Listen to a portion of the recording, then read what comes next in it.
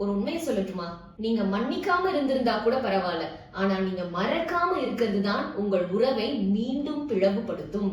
நீங்க ஒருவரை மன்னிக்காம கடைசி வரை எதிரியா நினைச்சா கூட பரவாயில்ல, அது உங்களை எந்த வகையிலும் பாதிக்காது. பிளஸ் அது தவறு செய்தவர்களை தான் அதிகம் பாதிக்கும். ஆனா நீங்க ஒருவரை மனசார மன்னிச்சுட்டு அவங்க செய்த தவறை மறக்காம மீண்டும் மீண்டும் அதையே பேசி உங்களையும் கஷ்டப்படுத்தி அவர்களையும் கஷ்டப்படுத்திட்டு ஒன்னா இருக்கும்ன்ற பேர்ல நிம்மதி இல்லாம இருக்கிறதுக்கு பெயர் மன்னிப்பே கிடையாது.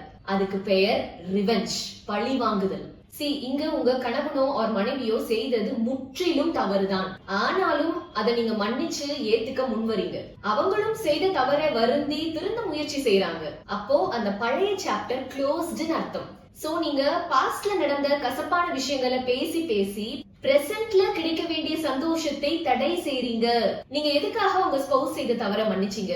மீண்டும் இணைந்து சந்தோஷமா வாழதானே? அப்போ அதை செயல்படுத்த முயற்சி செய்தீங்களான்னு யோசிங்க. அதை விட்டுட்டு பழைய தவறுகளையே பேசி பேசி மீண்டும் குத்தி குத்தி காமிக்கிறதுக்கு நீங்க மன்னிக்காமலேயே இருந்திருக்கலாம்.